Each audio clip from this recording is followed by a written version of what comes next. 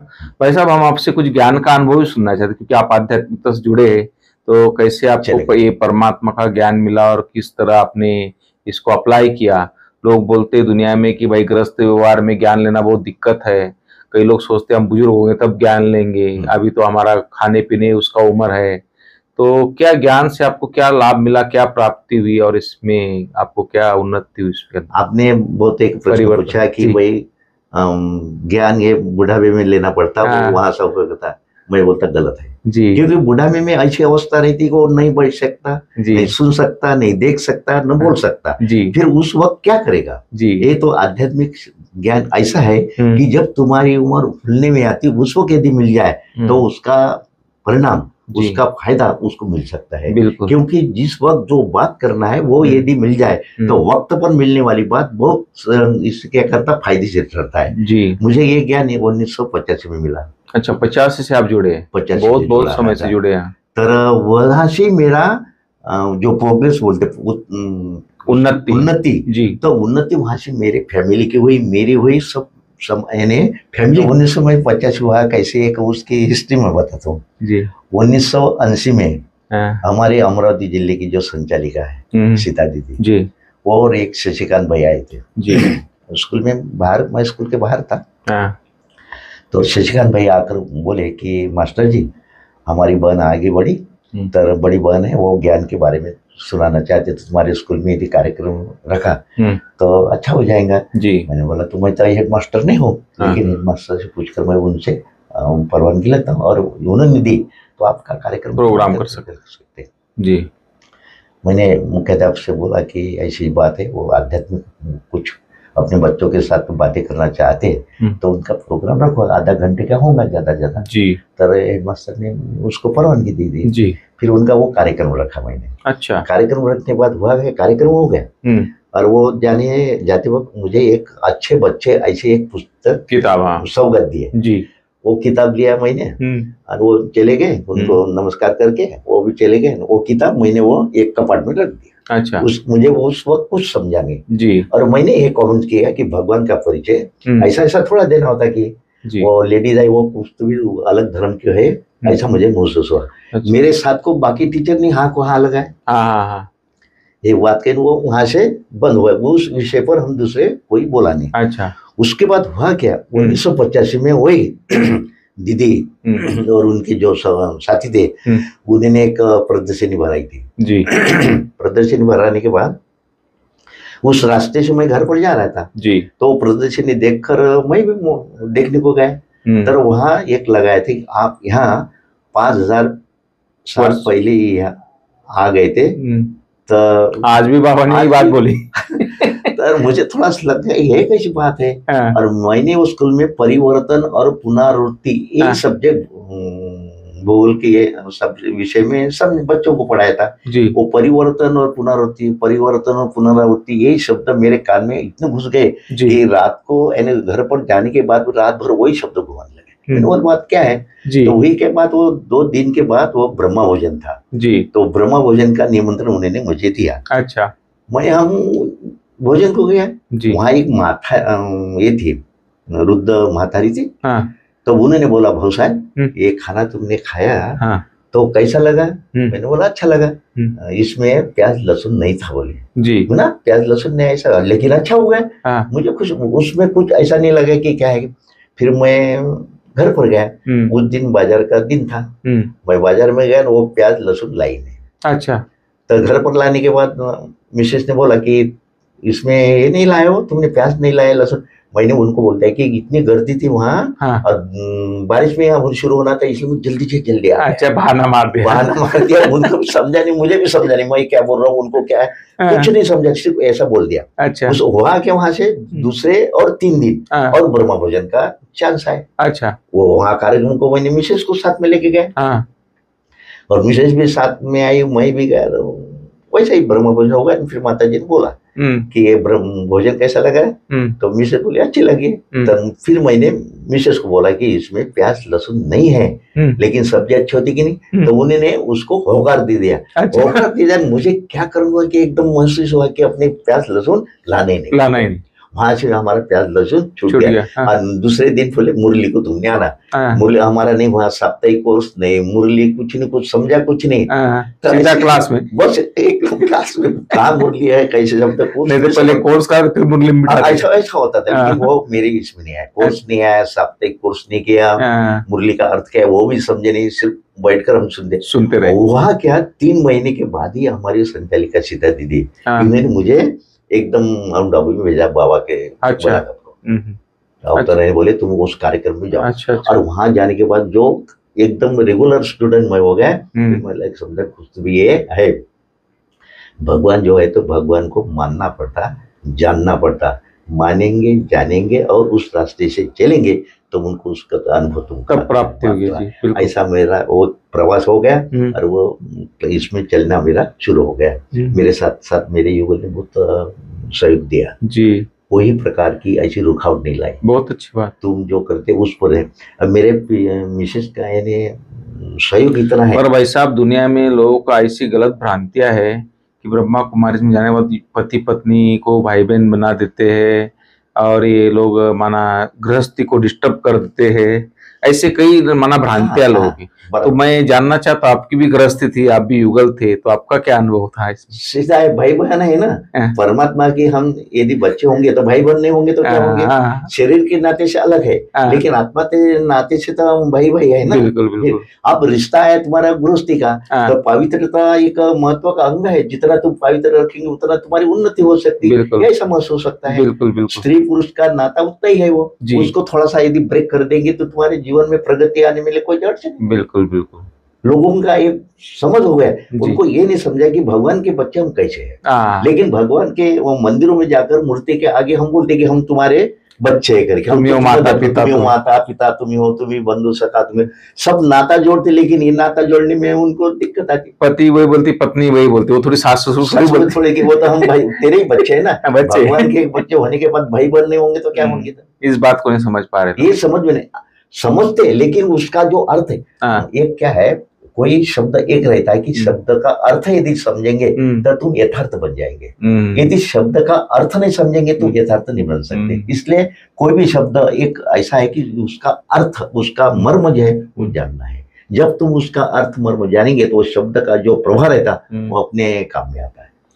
तो भाई साहब एक पूछना चाहते हैं आपसे, आप गृहस्थ व्यवहार में रहे हैं, अपने परिवार चलाया है, बच्चे सब कुछ किया है, तो ये आध्यात्मिक ज्ञान गृहस्थ में किस उम्र में लेना चाहिए, किस टाइम पे लेना चाहिए अगर कोई शादीशुदा है तो? उन्होंने तो बस अपना जो बच्चा स्कूल में पढ़ाई करता है जी, उस वक्त से यदि उन्होंने क्या 10-15 साल का हुआ जी, तो उसने ये ज्ञान स्वीकारना अत्यंत आवश्यक है।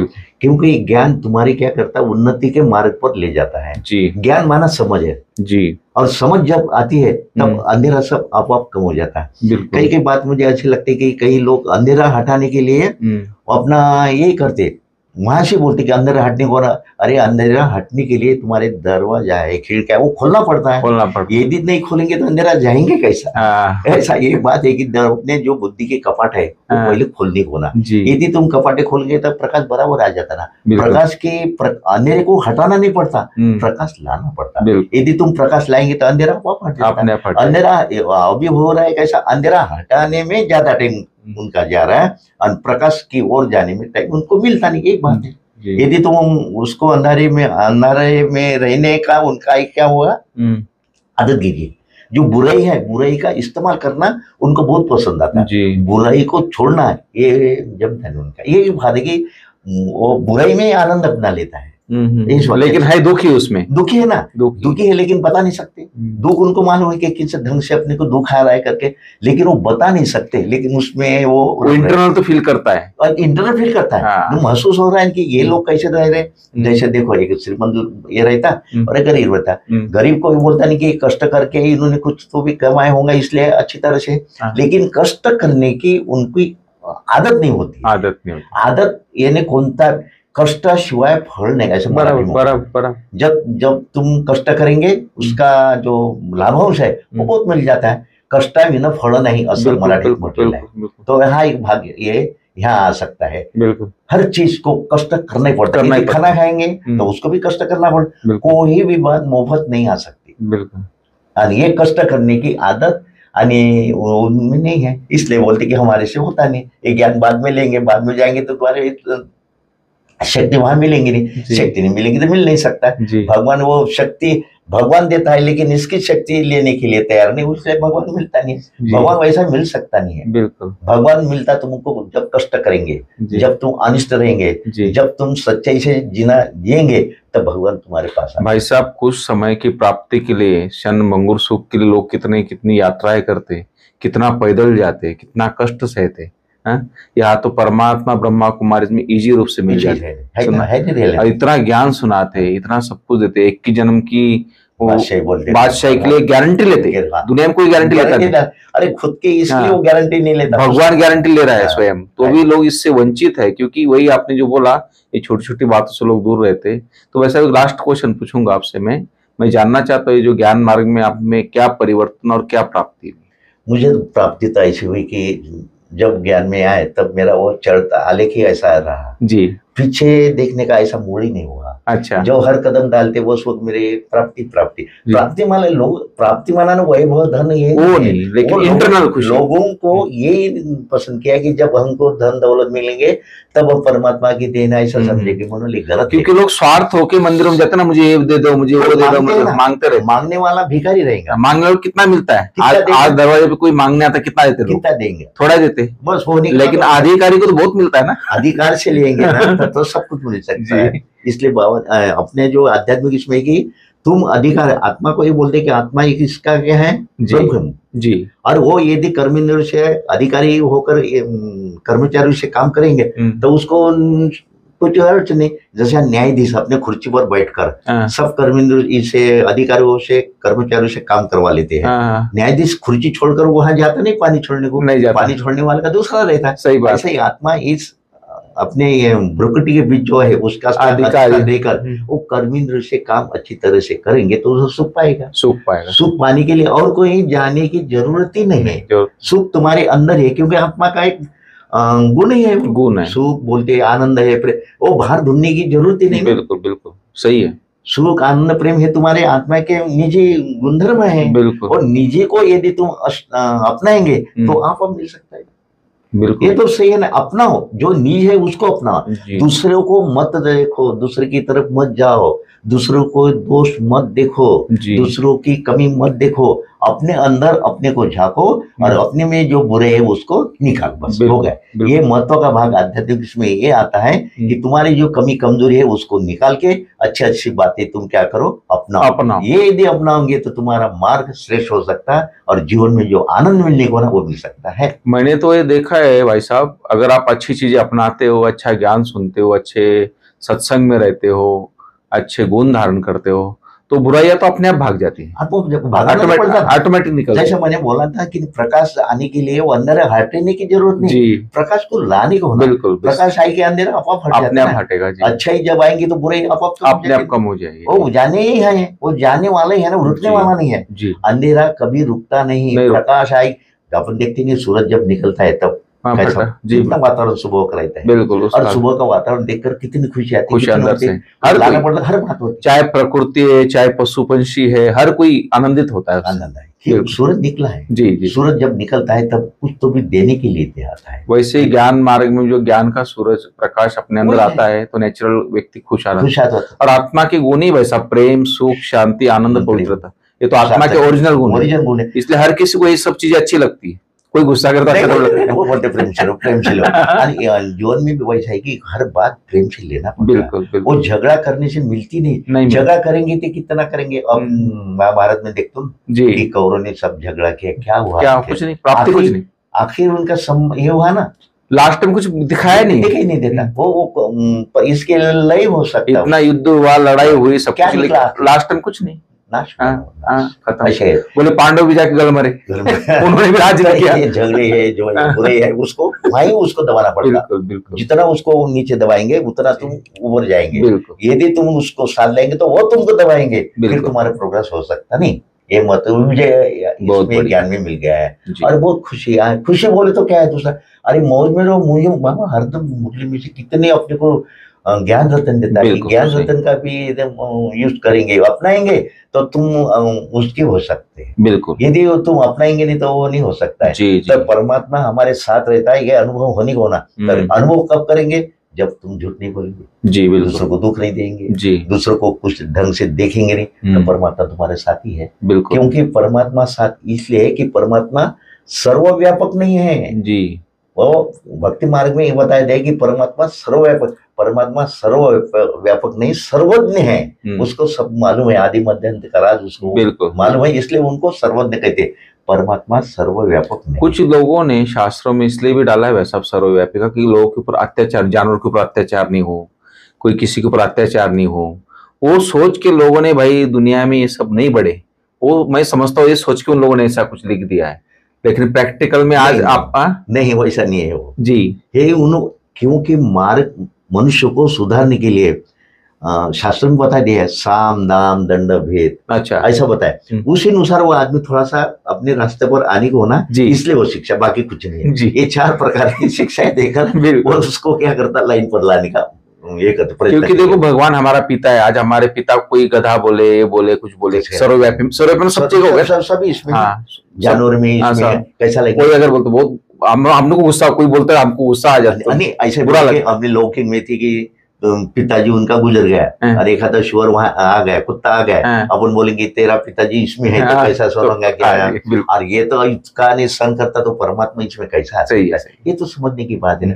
परमात्मा एकदम छोटी सी बात भी समझ नहीं पाते कि कैसा रहेगा वो, और ये इतनी बड़ी चीज, और ये जानवर भी उससे कैसा आएंगे। नहीं, सही बात है, वो तो ऑलमाइटी अथॉरिटी मालिक है। और ये बोलते कि पत्ते पत्ते पर भगवान की सत्ता है। भगवान इतना कमाएगा, खाली है क्या कि वो पत्ते वही हाल नहीं आएगा। ये थोड़ा सा क्या है, शास्त्र वालों ने थोड़ा सा मनुष्य को सुधारने के लिए दिया, लेकिन उसका अर्थ अलग हो गया। अर्थ है जी, अर्थ का अनर्थ हो गया, इसलिए वो व्यर्थ हो गया। बिल्कुल, इसलिए अर्थ को अनर्थ मत समझा, उसको परमार्थ के और से समझेंगे तो जीवन में उन्नति हो सकती है। मैं बता सकता हूँ मुझे अनुभव से, बिल्कुल, कि बुराई नहीं है, बुराई स्वीकारना नहीं, बुराई को धारण करना नहीं, किसको बुरा देखना नहीं, अच्छे देखो अच्छे हो जाएंगे, ऐसा मुझे लगता है। बहुत बहुत धन्यवाद भाई साहब, आपने बहुत सारी ज्ञान की बातें सुनाई, तो फिर कभी आएंगे तो जरूर आना। Thank you.